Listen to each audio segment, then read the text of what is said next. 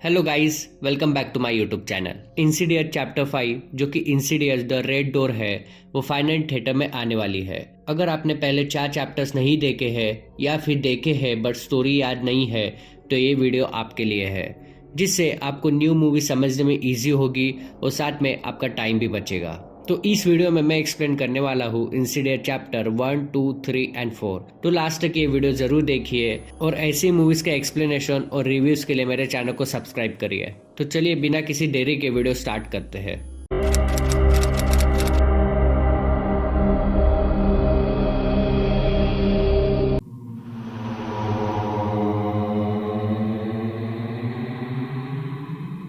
सबसे पहले बात करेंगे इंसीडियस चैप्टर 1 जो 2010 में रिलीज हुई थी। तो मूवी के शुरुआत में हम एक फैमिली को देखते हैं जो नए घर में रहने आए होते हैं, जिसमें हस्बैंड, वाइफ और 2 बच्चे थे। और हस्बैंड का नाम जॉस था और वाइफ का नाम रेनाई था और उनके बच्चों का नाम डाल्टन और फॉस्टर था। और उनके फैमिली में एक न्यू बॉर्न बेबी भी थी और वो हैप्पी फैमिली थी। बट एक रात जब डाल्टन अकेला खेल रहा होता है तो उसे एटिक से किसी की आवाज आती है और वहाँ का डोर अपने आप ओपन होता है। तो वो अकेले वहाँ देखने जाता है और सीढ़ी से चढ़कर वहाँ एक्सप्लोर करता है। तभी उसे किसी अनजान इंसान की परछाई दिखती है। ये देख के वो डरता है और चिल्लाने लगता है। डाल्टन की आवाज सुन के जॉस और रेनई वहाँ भागते हुए आते हैं और उसे शांत करके बेडरूम में लेके जाते हैं। जॉस दोनों बच्चों को एटिक में जाने से मना करता है। फिर हम सवेरे देखते हैं कि डाल्टन उठ ही नहीं रहा था, तो उसे हॉस्पिटल लेके जाते हैं और वहाँ हमें समझता है कि वो कोमा में चले गया है। उस पे बहुत मेडिकल ट्रीटमेंट होती है बट उसे होश नहीं आता है।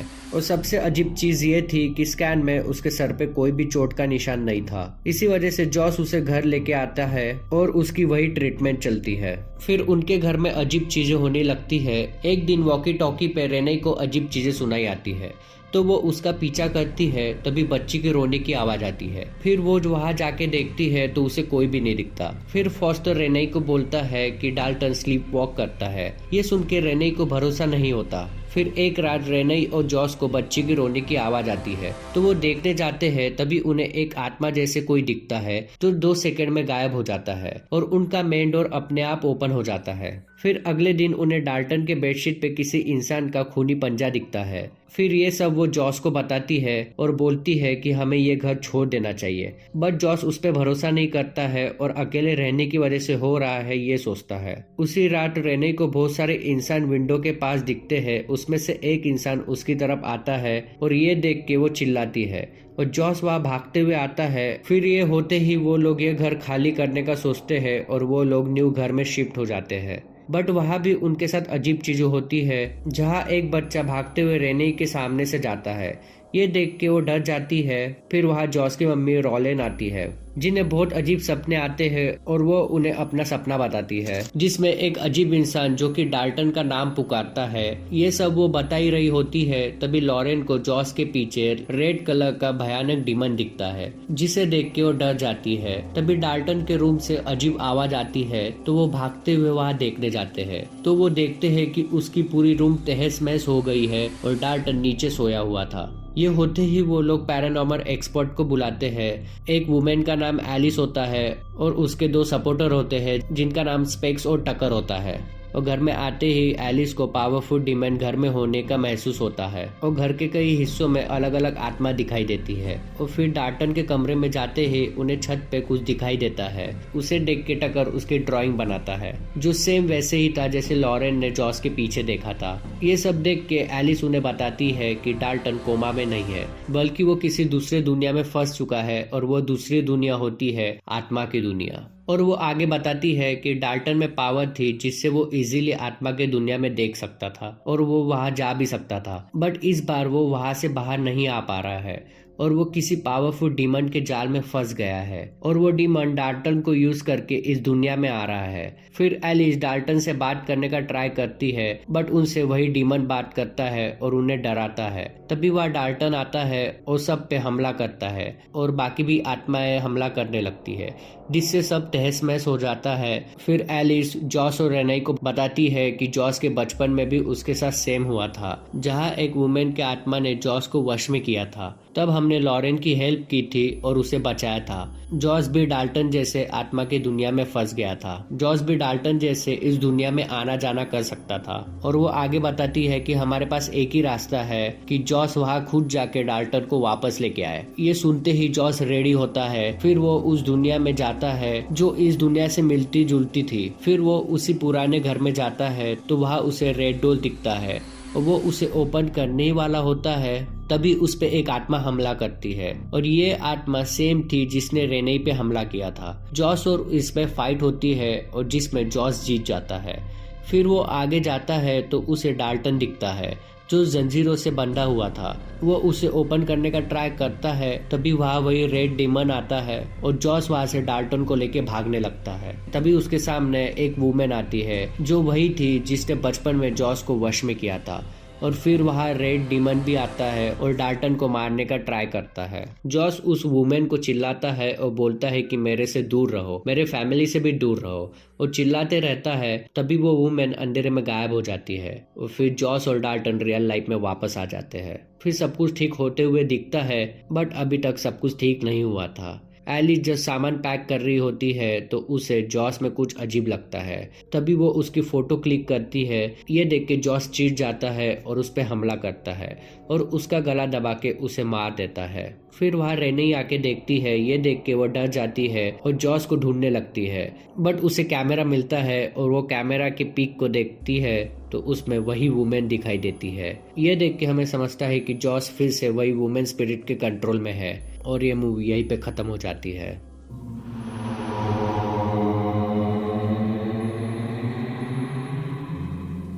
अब बात करेंगे इंसिडियस चैप्टर 2 जो 2013 में आई थी। इस मूवी की कहानी 1986 में शुरू होती है जहां हम जॉस का बचपन देखते हैं। उसकी मम्मी लॉरेन को उस पे शक था क्योंकि वो अकेले में किसी से बात करता था। फिर वो पैरानॉर्मल एक्सपर्ट एलिस को बुलाती है। फिर एलिस जॉस से बात करती है और उन्हें पता चलता है कि वो एक वुमेन स्पिरिट से बात करता है और वो पिछले मूवी वाली ही स्पिरिट थी। फिर एलिस उसे हिप्नोटाइज करके जॉस को भुला देती है कि वो आत्मा वाले दुनिया में जा सकता है। फिर मूवी प्रेजेंट में आती है जहाँ पुलिस रेने को एलिस के मौत को लेकर सवाल कर रहे होते हैं और पुलिस को जॉस पे शक था और उसे वही पीक के बारे में पूछते हैं तो रेने बोलती है कि वो एक आत्मा की पीक है, बट पुलिसमैन उस पे भरोसा नहीं करता है। देन वो लोग जॉश की मम्मी लॉरेन के घर शिफ्ट होते हैं जहाँ जॉश एकदम नॉर्मल था, बट लॉरेन के घर पे भी उनके साथ अजीब चीजें होने लगती है, बट जॉस इस पे ध्यान नहीं देता है। देन हम स्पेक्स और टकर को देखते हैं जो एलिजा के घर जाके वहाँ छानबीन करते हैं तो उन्हें जॉस का बचपन का वीडियो मिलता है जिसमें वो किसी से बात कर रहा होता है और कोई उसके पीछे अंधेरे में खड़ा था। उसके बाद डाल्टन को फिर से बुरे सपने आते हैं जिसमें कोई वुमेन व्हाइट कपड़े पहन के थी। ये सुन के रेने भी डर जाती है। फिर पुलिस को एलिजा के बॉडी पे जो फिंगरप्रिंट मिले थे वो जॉस के थे ही नहीं। फिर लॉरेन और रेने को पूरे घर में व्हाइट कपड़ों में वुमेन दिखाई देती है और वो जॉस को बताते हैं, बट जॉस उनके बातों पे बिल्कुल भी भरोसा नहीं करता और उनकी बातों को घुमा देता है। फिर डाल्टन चुपके से रात को जॉस को देखता है जो किसी से अकेले में बात कर रहा था कि यहाँ से चले जाओ, और ये सब वो अपनी मम्मी को बता देता है। फिर स्पेक्स और टकर लॉरेन को एलिजा के घर लेके जाते हैं और वीडियो दिखाते हैं तो वीडियो में हम बचपन के जॉस के पीछे प्रेजेंट वाला जॉस देखते हैं। ये देख के सबके होश हो जाते हैं और मैं खुद भी शॉक हो गया था। फिर रेने को व्हाइट ड्रेस में वही स्पिरिट दिखती है। तभी उसे बच्ची के रोने की आवाज आती है तो वो देखने जाती है। तभी वो आत्मा डरावने तरीके से उसके सामने आ जाती है। ये देख के रेने बेहोश हो जाती है। फिर लॉरेन कार्ल को बुलाती है जो कि डाइस के हेल्प से एलिजा से बात करने की कोशिश करता है और उसको मैसेज मिलता है कि उनके सारे सवाल के जवाब old lady of angel hospital में मिलेंगे जहां कई साल पहले लॉरेन काम किया करते थे। फिर वो लोग वहां जाते हैं तो लॉरेन को पुराने पेशेंट की याद आती है जिसका नाम पार्कर क्रेन था। उसने छत से कूदकर खुद की जान दे दी थी। पार्कर यहाँ एडमिट हुआ था क्योंकि वो अपने अंगों को खुद के हाथ से निकालने का ट्राई करता था। फिर एक दिन लॉरेन जॉस को लेके हॉस्पिटल में आती है और पार्कर के पास लेके आती है और पार्कर जॉस को देख के उस पर हमला कर देता है। फिर कुछ दिन बाद लॉरेन को पार्कर एलिवेटर में दिखता है। फिर देन नर्स को जाके पार्कर के बारे में पूछती है कि वो एलिवेटर में क्या कर रहा था। इस पे नर्स शॉक हो जाती है और बोलती है कि पार्कर ने कल ही बिल्डिंग से कूद के अपनी जान दे दी।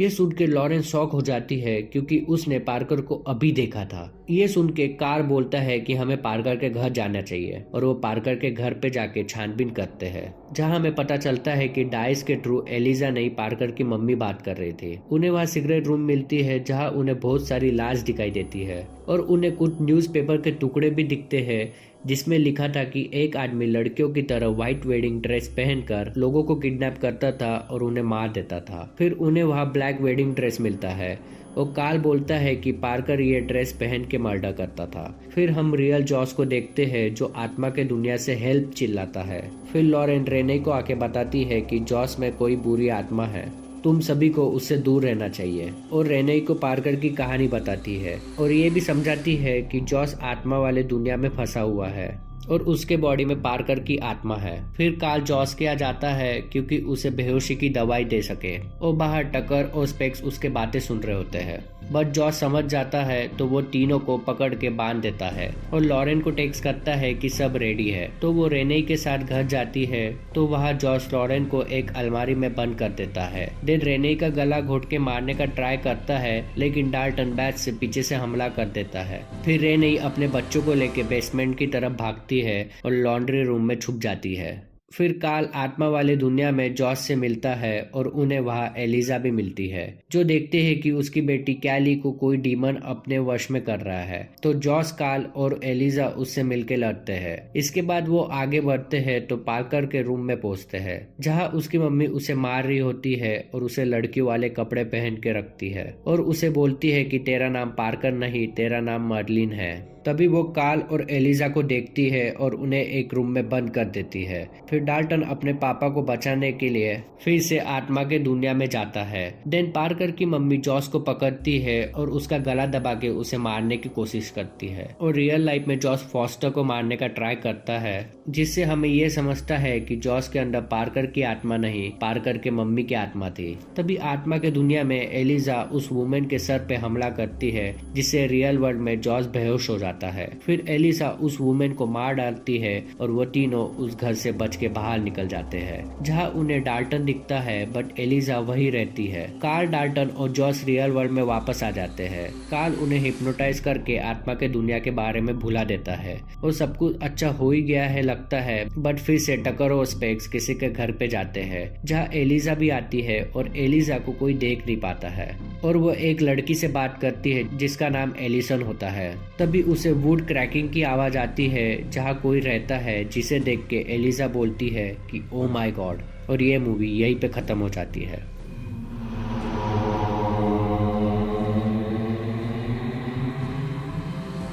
अब बात करेंगे इंसिडियस चैप्टर 3 जो कि 2015 में रिलीज हुई थी। ये मूवी पहले 2 चैप्टर्स की प्रीक्वल है। इसमें 2 चैप्टर के पहले की कहानी बताई गई है। तो मूवी की शुरुआत में हम एक लड़की को देखते हैं जिसका नाम क्वीन था। क्वीन एलिजा से मिलती है और बताती है कि मेरी मम्मी का नाम लाइलैक था जिनकी हाल ही में मौत हुई थी, जिससे क्वीन बहुत अपसेट थी। आगे वो बताती है कि मुझे कभी कभी ऐसे लगता है जैसे दूसरे वर्ड से मेरी मम्मी मुझे आवाज दे रही है। इस वजह से वो अपनी मम्मी से मिलने और बात करने के लिए बेचैन थी, इसलिए क्वीन एलिजा से मिलने आई थी जिससे वो लाइलैक से बात कर पाए। फिर एलिजा ये सुन के उसके माँ से बात करने का ट्राई करती है बट हमें पता चलता है कि लाइलैक नहीं, कोई और ही है और उसे किसी डीमन की आवाज आती है। तो वो रुक जाती है और क्वीन को बोलती है कि तुम फिर से अपने मम्मी से कांटेक्ट करने का ट्राई मत करना क्योंकि आप इस वर्ड से बुलाते एक इंसान को है बट आपकी आवाज हर कोई सुनता है, तो अच्छा रहेगा इससे दूर ही रहे। इसके बाद उसी रात क्वीन को अजीब आवाज सुनाई देती है और साथ में अजीब चीजें भी होती है जिससे हमें समझता है कि क्वीन बड़े मुसीबत में फंस गई है।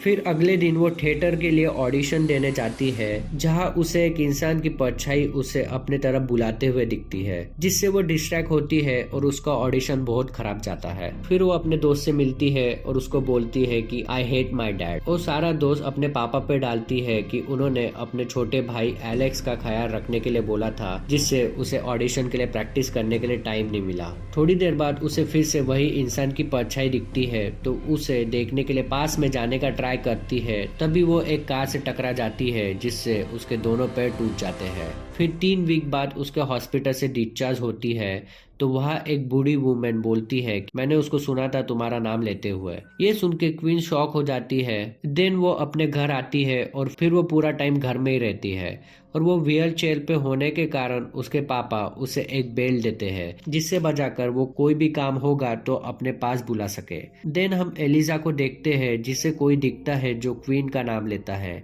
जिससे एलिजा समझ जाती है कि क्वीन खतरे में है। देन हम क्वीन को देखते हैं जो अपने बेड पे सोई रहती है, तभी किसी का हाथ उसे पकड़ने का ट्राई करता है। तभी उसके पापा आते हैं और देखते हैं कि उनकी सेलिंग पे दरार हो गई है। ये देख के वो ऊपर के रूम में जाते हैं तो वहाँ उनको खून के फुटप्रिंट दिखते हैं। इसके बाद उनके घर में बहुत अजीब चीजें होते हैं, जैसे कि एक डीमन उसे पकड़ के जमीन पे फेंक देता है और उसे नेक पे हमला करता है, बट तभी उसके पापा शॉन आके उसे बचा लेते हैं। देन वो सब अपने पापा को बताती है, बट उसके पापा उस पे भरोसा नहीं करते हैं और बैड ड्रीम बोल के उसके बातों पे ध्यान नहीं देते हैं। बट उसी रात डीमन क्वीन को अपार्टमेंट के ऊपर के फ्लोर पे लेके जाता है, जहाँ उसे सेम उसके जैसी लड़की दिखती है जिसका फेस नहीं था। ये देख के वो चिल्लाती है तो उसके पापा उसे बचाने के लिए भागते हुए आते हैं। देन वो खून वाले फुटप्रिंट का पीछा करते हुए विंडो तक पहुंच जाते हैं, तो वह मास्क पहना हुआ डीमन क्वीन को नीचे घिसने लगता है। तो शॉन उसे बचाता है, जिससे उसे क्वीन पे भरोसा होता है और अगले ही दिन एलिजा की हेल्प मांगने जाता है। देन एलिजा आत्मा के दुनिया से कनेक्ट तो करती है, बट वो दुनिया में उस पे ब्लैक कपड़े पहने एक आदमी हमला करता है और उसका गला दबाने लगता है और उसे मारने वाला होता है। तभी एलिजा वापस आ जाती है, फिर वो डर के वहां से चली जाती है। उसके बाद शॉन टकर और स्पेक्स के पास जाते हैं जो कि व्लॉगर होते हैं, और वो क्वीन के सर पे कैमरा बांध देते हैं। दूसरे साइड हम देखते हैं कि एलिजा कार्ल से मिलती है, फिर एलिजा उसे सब बताती है। तो कार्ल उसे बोलता है कि वो बहुत ताकतवर है, बट तुम क्वीन की मदद जरूर कर सकती हो। देन दूसरे साइड क्वीन अपने बेड से गायब हो जाती है, तो शॉन, स्पेक्स और टकर उसे देखने जाते हैं। तो वो देख के दंग हो जाते हैं क्योंकि वो खुद के पैरों पे खड़ी थी और वो कुछ करे उसके पहले ही क्वीन उन पे हमला करती है। वो खुद का प्लास्टर बेड पे मार के तोड़ देती है। तभी वो तीनों उसे पकड़ के बांध देते हैं और स्पेक्स और टकर हार मानते हैं। तभी वह एलिजा आती है और स्पेक्स और टकर के हेल्प से फिर से आत्मा के दुनिया में जाती है। तो वो इस बार स्ट्रांग थी, तो वो वहाँ क्वीन को ढूंढने लगती है। तभी वहाँ वही ब्लैक कपड़ों में आत्मा आती है और उसे पकड़ती है, बट एलिजा इस बार उसे इजीली हरा देती है। देन उसे आगे उसका पति जैक दिखता है, जिसने पिछले साल ही खुदकुशी की थी, और वो एलिजा के पीछे लगता है कि तुम भी मेरे साथ यहाँ रहो और खुद को मार दो। बट वो समझ जाती है कि वो जैक नहीं है, वही डीमन है। तो वो उसी पे हमला करती है और रियल डीमन सामने आता है। ये डीमन बाकी डीमन से बहुत अलग था। ज्यादातर डीमंस इंसानी शरीर पे वश करते हैं ताकि वो इस दुनिया में रह पाए, बट ये डीमन अलग है। इसे लोगों के आत्मा को कैद करके आत्मा के दुनिया में रखना पसंद है और वो फिर उनको टॉर्चर करता है। देन वहाँ क्वीन आती है जिसका फेस नहीं था और वो उसके काबू में था, बट एलिजा उसे लेके भागने लगती है। तभी वो एलिजा पे हमला करता है। तभी हमें पता चलता है कि ये फेसलेस इंसान क्वीन का आधा हिस्सा था जिस पे डीमन का कब्जा था। एलिजा तुरंत ही रियल वर्ल्ड में वापस आती है और सबको बताती है कि क्वीन की आधी आत्मा डीमन के कब्जे में है और अब क्वीन को खुद उस डीमन को हराना पड़ेगा। क्वीन पे वो डीमन हावी होने लगता है। ये देख के एलिजा उसके माँ लाइलैक का लेटर पढ़ती है। ये सुन के और लाइलैक की आत्मा के हेल्प से वो इस डीमन को हरा देती है और उसे मार देती है। देन क्वीन इस दुनिया में वापस आती है। इसके बाद एलिजा, स्पेक्स और टकर अपनी टीम बनाते हैं और पैरानॉर्मल एक्टिविटीज करते हैं। एलिजा घर पे वापस आती है तो वहाँ उसे उसके पति का जैकेट बेड पे पड़ा मिलता है। एलिजा वो जैकेट के बहुत क्लोज थी। देन एलिजा का डॉगी अंधेरे में भौंक रहा होता है, तो एलिजा देखती है तो वहाँ एक डीमन का चेहरा दिखता है। फिर वही डीमन एलिजा के पीछे आ जाता है और ये मूवी यहीं पे खत्म हो जाती है।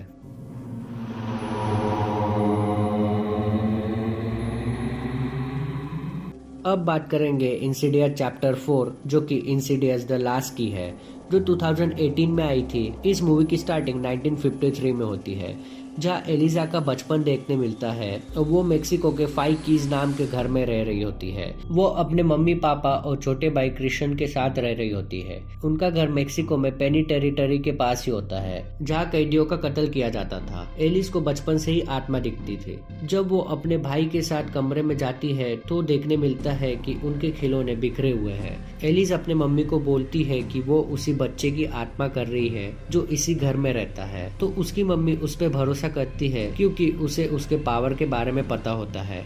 बट एलिस के पापा उस पर बिल्कुल भी भरोसा नहीं करते थे। उल्टा ये सुन के उसे मारने लगते थे। फिर एलिजा का भाई उसके मम्मी को बोलता है कि मुझे डर लग रहा है, तो उसकी मम्मी उसे एक सीटी देती है और बोलती है कि अगर कभी भी तुम्हें डर लगे तो ये सीटी बजाना, मैं तुम्हारे पास आ जाऊंगी। फिर रात में उसी बच्चे की आत्मा एलिजा को जिसे देख के उसका भाई डरता है और सीटी ढूंढने लगता है, बट उसे सीटी कहीं भी नहीं मिलती। तो वो डर के कारण चिल्लाने लगता है। तो वहाँ उसके पापा आते हैं और एलिस के पापा एलिस को पूछते हैं कि क्या तुम्हें आत्मा दिखी। इस पे वो हाँ बोलती है। ये सुन के वो उसे बहुत मारते हैं और बेसमेंट में बंद कर देते हैं। फिर थोड़ी देर बाद बेसमेंट की लाइट चली जाती है, जिससे वहाँ अंधेरा हो जाता है। तभी वहाँ किसी की आवाज आती है और बोलती है कि अगर तुम्हें रोशनी चाहिए तो ये डोर ओपन करना होगा। ये सुन के एलिस उस डोर को बेसमेंट में पड़ी की से ओपन कर देती है। ये डोर आत्मा की दुनिया में आ जाने का रास्ता था। फिर डोर ओपन होते ही आत्मा एलिस को कंट्रोल में ले लेती है और पीछे खड़ी उसकी माँ को मार देती है। एलिजा मम्मी के मौत का जिम्मेदार खुद को समझती है। फिर हम 16 साल की एलिजा को देखते हैं। तभी उसे कोई लड़की दिखाई देती है तो वो अपने पापा को बताती है, बट वो उस पर बिल्कुल भी भरोसा नहीं करते थे क्योंकि उन्हें लगता था कि एलिजा ने ही उसके मम्मी को मारा था। फिर वो उस पर हाथ उठाते हैं, बट अब एलिजा तंग आ गई थी तो वो अपने पापा और भाई को छोड़ के वहाँ से भाग जाती है। फिर मूवी 2010 में आती है जब एलिस को टेड नाम के इंसान का कॉल आता है, जिसे कोई आत्मा परेशान कर रही थी। तो वो एलिस उसके घर पे जाती है तो वो देखती है कि टेड का घर वही है जहाँ वो बचपन में रहती थी। फिर वो स्पेक्स और टकर को साथ में लेके वहाँ जाती है। फिर वहाँ वो देखती है कि उसके घर में हर चीज वैसी की वैसी पड़ी है, जिससे हमें ये समझता है कि वहाँ कई साल से कोई भी नहीं रह रहा था। फिर वो लोग घर की छानबीन करते हैं तो एलिस को उसके मम्मी ने क्रिश्चियन को दी हुई सीटी मिलती है। तो वो उसकी पीक ले लेती है, बट तभी कोई लड़की की आत्मा वो सीटी को एलिस के हाथ से छीन लेती है। फिर एलिस सुबह कैफे में जाती है तो उसे उसका भाई क्रिश्चियन मिलता है, जो अभी भी उससे नाराज था और बिना बात किए वहां से चले जाता है। और क्रिश्चियन को 2 बेटियां थी। फिर रात में वो लोग फिर से वही घर में जाते हैं और वहाँ की फिर से छानबीन करने लगते हैं। तो उन्हें वहाँ सीटी की आवाज आती है जो एक डोर के पीछे से आ रही होती है। फिर वो उस डोर को खोलते हैं तो वहाँ उन्हें सीटी मिलती है और वहीं पे एक लड़की थी जिसे चेन से बांधकर बंदी रखा था। तभी जिसने कॉल किया था वो वहाँ आ जाता है और इन पर गन टान देता है। फिर हमें समझता है कि जब एलिस ने बचपन में डोर ओपन किया था तो जो आत्मा आई थी उसने अब टेड को वश में कर लिया है और टेड सबको मारने का ट्राई करता है। तभी वह टकर आके उस पे हमला करता है और उसे मार देता है। फिर अगले दिन उस घर में क्रिश्चियन आता है और सीटी ढूंढने लगता है। तभी उसकी बेटी बेसमेंट में जाती है तो उस पे वही आत्मा हमला करती है और वो उसे आत्मा की दुनिया में कैद कर लेता है, जिस वजह से वो इस दुनिया में कोमा में चली जाती है। फिर एलिजा उस घर की और छानबीन करती है तो उसे समझता है कि जो आत्मा बचपन में आई थी उसे की फेस बोला जाता है। उसने एलिस के पापा को वश में किया था, इस वजह से उसके पापा ने कई लड़कियों को बंदी बना के रखा था और जिसे एलिस ने घर छोड़ने के पहले देखा था वो उनमें से ही एक लड़की थी। और फिर आगे ढूंढते हुए जाती है तो उसे एक सूटकेस मिलता है। तो वो उस सूटकेस को ओपन करती है तो उसमें से की फेस बाहर आती है और एलिस को आत्मा के दुनिया में लेके जाती है। फिर वहाँ उसे उसके बचपन के एलिजा दिखती है जो बोलती है कि की फेस को रियल दुनिया में आने के लिए 5 डोर ओपन करना जरूरी है, जिससे वो इस दुनिया से कनेक्ट हो जाएगी। और अभी उसने सारे के सारे डोर्स ओपन कर लिए हैं। तभी की फेस बड़ी एलिस को पकड़ के ले जाती है। फिर हम क्रिश्चियन की दूसरी बेटी देखते हैं जिसमें भी सेम पावर होती है और वो भी आत्मा की दुनिया से कनेक्ट कर सकती है। फिर वो भी आत्मा की दुनिया में आती है क्योंकि वो अपनी बहन और एलिस को बचा पाए। तो वो एक जगह पे पहुंचती है जहाँ बहुत सारे सेल थे और उसमें से एक सेल में एलिस कैद थी। तभी वह की फेस आता है और एक सेल ओपन करता है जिससे एलिस के पापा बाहर आते हैं। और फिर की फेस एलिस को बोलता है कि तुम अभी अपना बदला ले सकते हो और उसे मारने के लिए एक स्टिक देता है। फिर एलिस सेम वैसे ही मारती है जैसे बचपन में उसके पापा उसे मारते थे। जैसे जैसे वो मारती है वैसे वैसे की फेस की पावर बढ़ने लगती है क्योंकि इंसानों के नफरत से ही वो ताकतवर होता है। फिर वह क्रिश्चियन की छोटी बेटी आकर एलिस को रोकती है। फिर एलिस भी समझ जाती है कि की फेस उसके दिमाग के साथ खेल रहा है। फिर वो स्टिक तोड़ देती है और सेल से बाहर आती है तो उसे दिखता है कि की फेस ने क्रिश्चियन के दोनों बेटी को बंदी बना के रखा है। फिर एलिस उससे एक सौदा करती है कि उन दोनों को जाने दो और मुझे ले लो। फिर वो डीमन एलिस को मारने लगता है। तभी एलिस के पापा आके एलिस को बचाते हैं। फिर की फेस उसे इजीली मार देता है और फिर से वो एलिस को मारने लगता है और क्रिश्चियन के बड़े बेटी को भी मारता है, जिससे वो रियल लाइफ में बहुत ज़्यादा तड़पती है। तभी क्रिश्चियन की छोटी बेटी सिटी एलिस के पास फेंकती है और वो सिटी एलिस बजाती है। तभी वहाँ उसकी मम्मी आ जाती है जो की फेस को इजीली हरा देती है और की फेस को मार देती है। फिर वो लोग बाहर जाने का रास्ता ढूंढते हैं तो उन्हें एक डोर मिलता है, जिससे खोलते ही वो इस सीरीज के फर्स्ट चैप्टर के जॉस के बचपन में पहुंचते हैं, जहां जॉस एटिक में था और किसी चीज को देख के डर गया था और आत्मा की दुनिया का डोर ओपन होने की वजह से जॉस वहां फंस गया था। फिर एलिस इस डोर को बंद करके दूसरा डोर ओपन करती है और उन्हें एग्जिट मिल जाता है।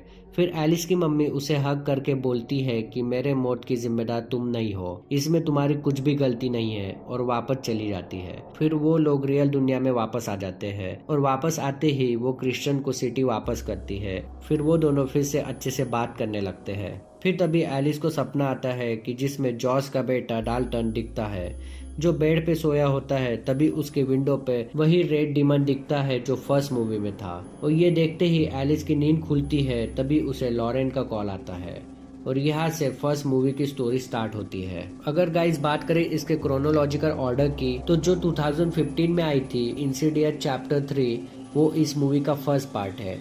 इंसिडेंट चैप्टर 4 है वो इसका सेकेंड पार्ट है, और जो मूवी इंसिडेंट चैप्टर 1 है जो 2010 में आई थी वो इस सीरीज की थर्ड मूवी है, और फोर्थ मूवी है इंसिडियस 2।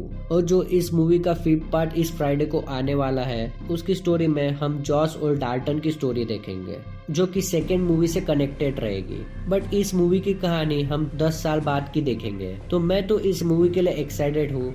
क्या आप लोग भी इस मूवी के लिए एक्साइटेड हो तो कमेंट बॉक्स में ज़रूर बताइए। तो मैं नेक्स्ट वीडियो में इंसिडेंट चैप्टर 5 का रिव्यू लेके आऊँगा।